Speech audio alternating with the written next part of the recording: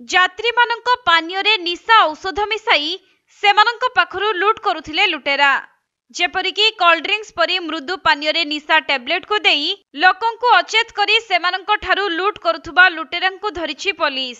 सूचनायोग्य जे कटक सहरर दलमुंडाई और वज्रकबाटी अंचलर उठा फल व्यवसायी थंडारे निशा मिसाई अचेत करी सीरीज लूट होइथिबा घटना रे कुख्यात लुटेरा प्रमोद दास को गिरफ करिछि कटक बादामबाड़ी थाना पुलिस। तेबे फेब्रुआरी मासर गोटिए सप्ताह रे एही लुटेरा जनक सीरीज लूट करिथिले। सेपटे प्रमोद नामरे विभिन्न लूट मामला मध्य पूर्वरु रहिछि।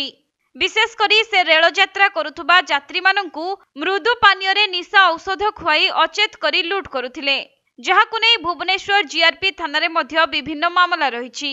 तेबे लूटर शिकार होइथिबा व्यक्तिंक अभियोग आधार रे कटक पुलिस महांगा अंचलरू प्रमोद को गिरफ करिबा सह एबे कोर्ट चालान करिछि।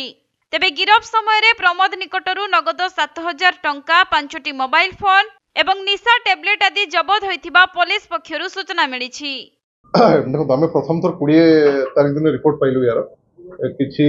तन ओराल इनफॉरमेशन पाइलु जे किसी जन फ्रूट वेंडर से फल बिक्री करती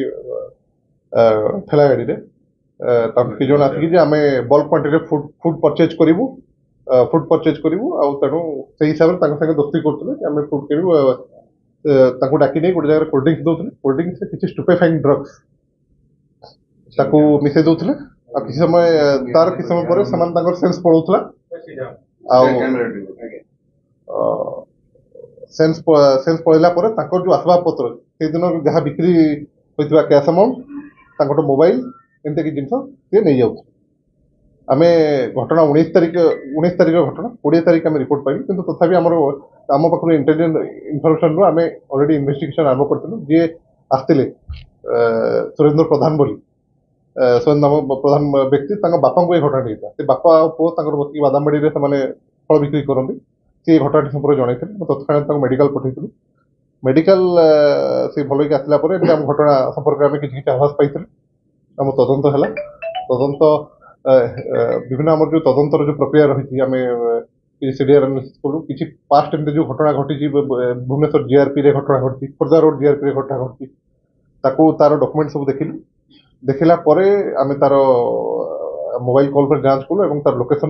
नाला पर आमे ताको धरलु ना ताकर मोडस ऑपरेंडी रहउची जे एमती जो कोल्ड ड्रिंक्स जो रहउची थम्स अप को कागल जहां भी कोल्ड ड्रिंक्स रही कि सेठी से जो स्टुपेफाइंग ड्रग्स सेठी एक्टिवन आमे जो सीजर करतो एक्टिवन टैबलेट्स रे एक्टिवन टैबलेट कोल्ड ड्रिंक्स में पक्के की से जहां सामग्री रहला ब्रेसलेट हो मोबाइल हो आमर जहाँ से दिन तक बिक्री पैसा जहाँ रोचे आम जो रिपोर्ट आसती 7000 टका से नहीं 5 ରୁ 7000 टका से रिपोर्ट करता सीज कर देखा गले जो पुराना केस रही प्राय भुवनेश्वर जीआरपी रे 4टी रही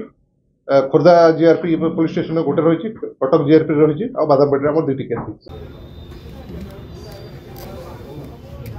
कटक जिला प्रतिनिधि राजेश कुमार साहू रिपोर्ट कोणार्क लाइव।